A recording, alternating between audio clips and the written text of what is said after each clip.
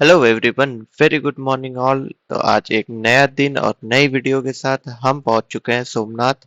अभी बजे हैं सुबह के 4:30 और हमारी ट्रेन यहीं तक की थी। अब यहाँ से हमको निकलना है बाहर और बाहर निकलते के साथ ही देखते हैं क्या कुछ होता है नया। अभी कैब बुक करनी है, ऑटो लेना है या जो भी है वो बाहर चल के मिलता है।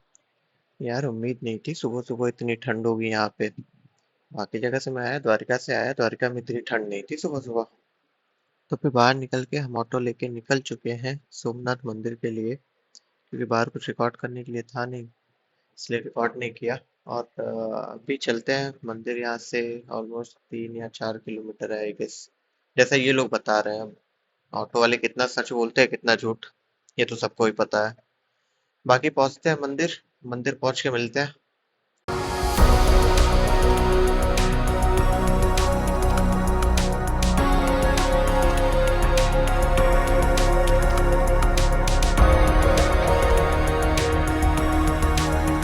फाइनली रीच सोमनाथ और ये रहा मंदिर।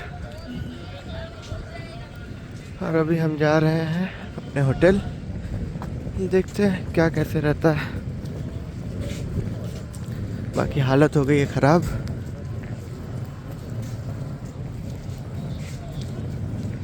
चलो देखते हैं क्या होता है। Good morning everyone. तो अभी हम फाइनली पहुंच चुके हैं सोमनाथ और अभी टाइम हो रहा है 6:35 और हम हो गए हैं रेडी। मंदिर की तरफ चलते हैं। अभी कुछ तो व्यू पॉइंट करके जगह है, यहाँ से हार्डली 10 मिनट्स का वॉक है। अभी वहाँ जा रहा हूँ, देखते हैं कुछ अच्छा हुआ तो दिखाएंगे, नहीं तो कुछ बढ़िया दिखाएंगे, लेकिन दिखाएंगे ज़रूर।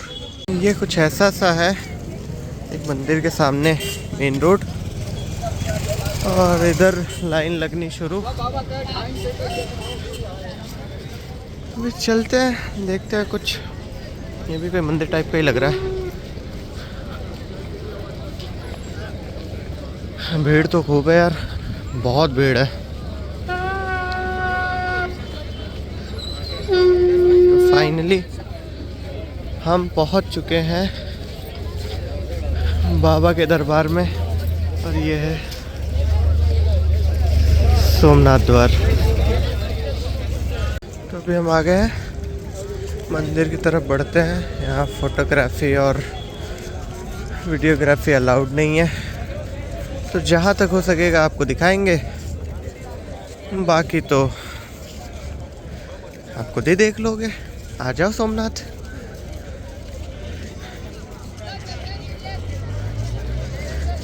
तो फाइनली ये रहा बाबा। और अभी चलते हैं, एक और जगह है वहाँ पे चलते हैं, देखते हैं मंदिर का विजुअल अच्छा आता है कि नहीं। मंदिर के अंदर अभी एक कहीं नई जगह तो है, वहाँ जा रहा हूँ, देखते हैं क्या होता है आगे चल के। अभी हम सी साइड की तरफ जा रहे हैं और यहाँ जाने के लिए कुछ ऐसा टिकट लेना पड़ता है ऐसा। और ये सामने हनुमान जी, कुछ तो समुद्र दर्शन करके रास्ते का नाम है। बाकी देखते हैं, आगे बढ़ते हैं। अभी तो अंधेरा है फ़िलहाल, सनराइज़ के चक्कर में आया हूँ। अगर सनराइज़ अच्छा व्यू मिल गया तो बढ़िया, मज़ा आएगा। चलिए आगे मिलते हैं। फाइनली बाबा के दर्शन हो गए। क्या पॉजिटिव वाइब है यार, मस्त मज़ा आ रहा है। ये समंदर, ये हो रहा है सनराइज़। हम एक सुबह सुबह का अच्छा सा मॉर्निंग वॉक बाबा के साथ।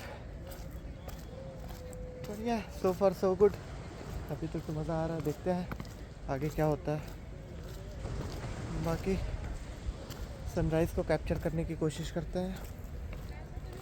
अगर सनराइज़ कैप्चर हो गया तो मज़ा आ जाएगा। फिर मिलते हैं सनराइज़ के बाद।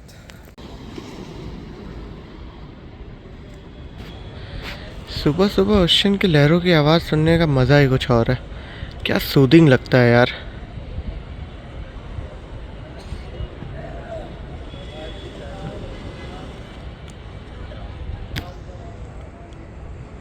आई थिंक आप लोग के पास तक तो आवाज़ नहीं जा रही होगी, बट बहुत सूदिंग है।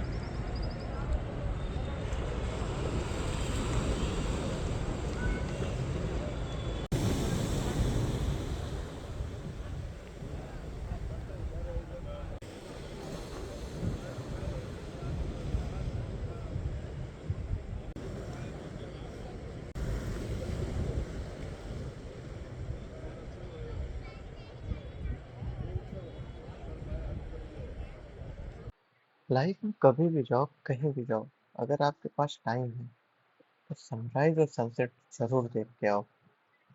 ये सुबह थोड़ी खामोश है, थोड़ी नरम है, जैसे किसी ने धीरे से मेरे दिल को छू लिया हो। रात भर जो बातें अधूरी रह गई थी, जो ख्वाब कहीं खो गए थे, ये सूरज उन्हें फिर से ढूंढने आया है। देखो कैसे हर किरण जमीन को छू कर कह रही है कि अंधेरा कभी स्थायी नहीं होता। कल जो दर्द था वो आज भी है शायद, लेकिन ये रोशनी सिखाती है कि दर्द के साथ भी जीना एक कला है। ये हवा, ये ठंडी सी हलचल जैसे कह रही है, थोड़ा रुक जाओ, थोड़ा खुद को महसूस करो। जिंदगी भागने के लिए नहीं, समझने के लिए होती है। और ये सुबह, ये बस एक शुरुआत नहीं, ये एक मौका है खुद को फिर से बनाने का, टूटे हुए हिस्सों को छोड़ने का। तो आज जल्दी मत करो, शोर मत करो, बस एक गहरी सांस लो और इस पल को जी लो, क्योंकि कभी कभी सबसे खूबसूरत चीज बस एक शांत सी सुबह होती है।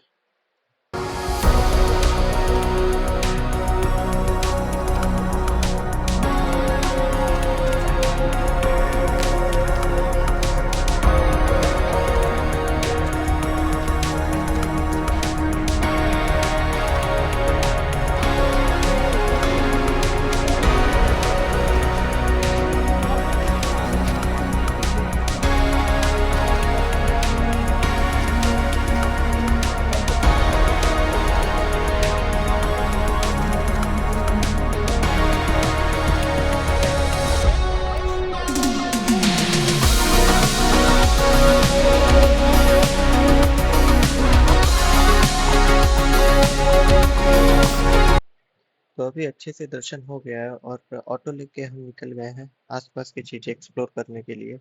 कुछ अच्छा रहा तो दिखाएंगे।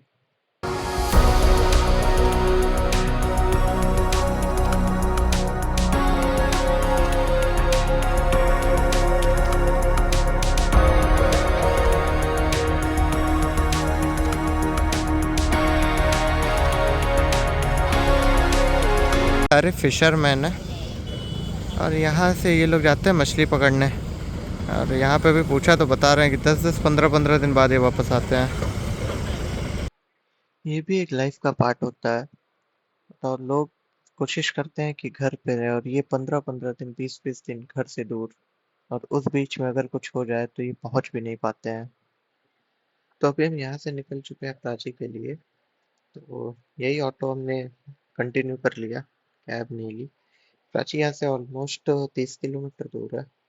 और प्राची में माना जाता है कि पांडव जब अपने गुरुओं और रिश्तेदारों की मृत्यु कर देते हैं युद्ध में, तो उसके बाद ये प्राची में जाके रुक जाते हैं, और प्राची में इन्होंने तपस्या की थी और बेसिकली वहां पे पिंडदान के लिए माना जाता है। और ऐसा भी कहा जाता है कि आप 100 बार काशी जाइए और एक बार प्राची। तो अब कितना सच है कितना झूठ पता नहीं, बट ऐसा कुछ है वहां पे। और दूसरा चीज ये कहा जाता है यहाँ पे कि लाइक उन्होंने एक वहां पे वो बनाया था कुंड पानी का। तो उस कुंड में ऐसा बताया जाता है कि वो समुद्र के किनारे होने के बाद भी उसका पानी मीठा है। जो भी है यही है।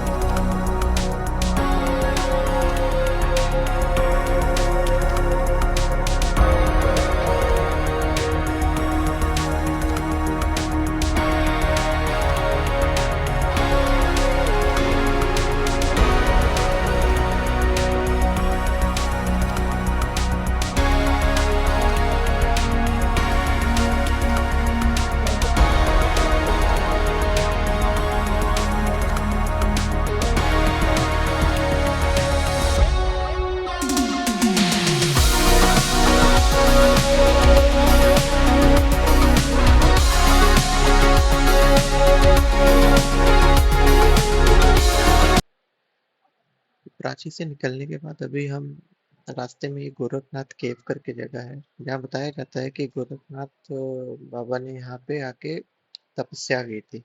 और ये भी आज एक संप्रदाय है, नाथ संप्रदाय, जो शिव पढ़ते होंगे उनको पता होगा। और तो माना जाता है ये इस जगह को ना बहुत पवित्र मानते हैं आज के टाइम में भी। और यहाँ का मतलब एटमॉस्फेयर बहुत शांत है। और यहाँ कुछ रूम्स वगैरह भी बनाए हुए हैं जहाँ पे अगर आप आके रहना भी चाहो तो आप रह सकते हो, जो कि फ्री ऑफ कॉस्ट है। अगर आपको यहाँ पे पैसा देना है तो आप दीजिए, नहीं देना तो भी मत दीजिए। बट आपको खाना रहना सारी चीजें मतलब बहुत वेल ऑर्गेनाइज तरीके से एक होटल की तरह बना रखा है। यहाँ पे बहुत अच्छा बनाया है। आप आइए और एक बार विजिट जरूर कीजिए अगर आप इधर आ रहे हो तो। ये पुराने टाइम वो की तो रखी आटा है पानी चक्की में है। डालने के लिए वाला। So right now we are in हल्का तीर्थ स्थान।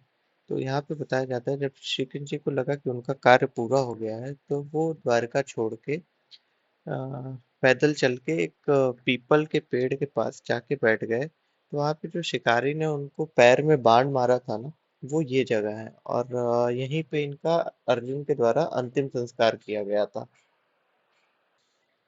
वाकई में जितना सुना था उससे ज्यादा कहीं शांत जगह है ये। यहाँ पे आने के बाद ऐसा लग रहा है कि एकदम मन शांत हो गया। बहुत अच्छा पॉजिटिव वाइब है यहाँ पे। बहुत शांत है।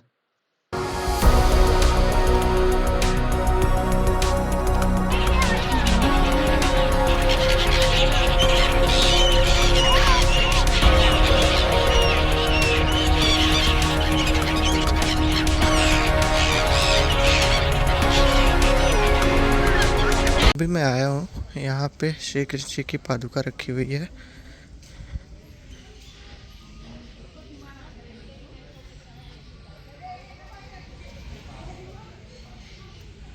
और ऐसा बताया जाता है कि यहाँ पे श्री कृष्ण जी का अंतिम संस्कार हुआ था। अब कितना सही है कितना गलत ये पता नहीं। जो मुझे यहाँ से पता चला मैंने आप लोगों को बता दिया। ये लक्ष्मी नारायण मंदिर है और ये माता गीता का मंदिर है। और यहीं पे ही बलदेव जी की गुफा है वहाँ पे। तो अभी चलते हैं यहाँ से। अभी जा रहे हैं त्रिवेणी। इसके बाद देखते हैं क्या प्लान होता है।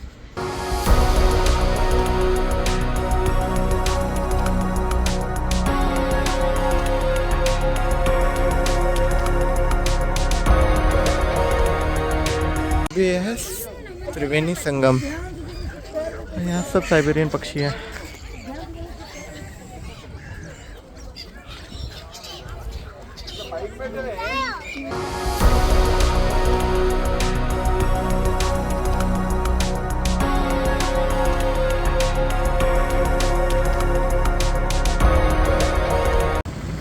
फाइनली सोमनाथ के दर्शन हो गए, हर मंदिर घूम लिया, जो भी विजिटिंग प्लेसेस थे वहाँ चले गए। अब निकलते हैं घर की तरफ। हालत हो गई है ख़राब।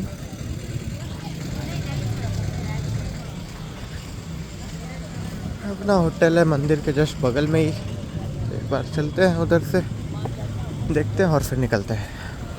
फाइनली हम सोमनाथ से निकल चुके हैं और अभी हम करेंटली गांधीधाम जा रहे हैं। गांधीधाम से देखते हैं लेट्स सी वो जैन उधर कुछ तो है, देखने जाएंगे। बाकी आइटिनरी जो भी रहेगी विल लेट यू नो। डूबते सूरज की उस नरम सी रोशनी में जैसे दिन अपनी सारी थकान उतार रहा हो। आसमां के रंग धीरे धीरे बदलते हैं और दिल चुपचाप कुछ कहने को तैयार हो। हवा में जब अजीब सी शांति धुल सी जाती है, जैसे हर शोर कहीं दूर छूट गया हो। ये शाम सिखाती है हमें धीरे से कि हर अंत में भी एक सुकून छुपा है। सूरज जब ढलता है तो हारता नहीं, बस कल फिर से चमकने का वादा करता है। ठीक वैसे ही जिंदगी भी हर शाम के बाद एक नई सुबह का रास्ता बनाती है। तो बैठो कभी इस डूबते सूरज के साथ और महसूस करो उस पल की गहराई को, क्योंकि कुछ जवाब शब्दों में नहीं, वो बस मिलते हैं तो खामोशी की तन्हाई में। तो अभी तक अगर ये आपको वीडियो पसंद आया तो please do like share and subscribe. Till then bye.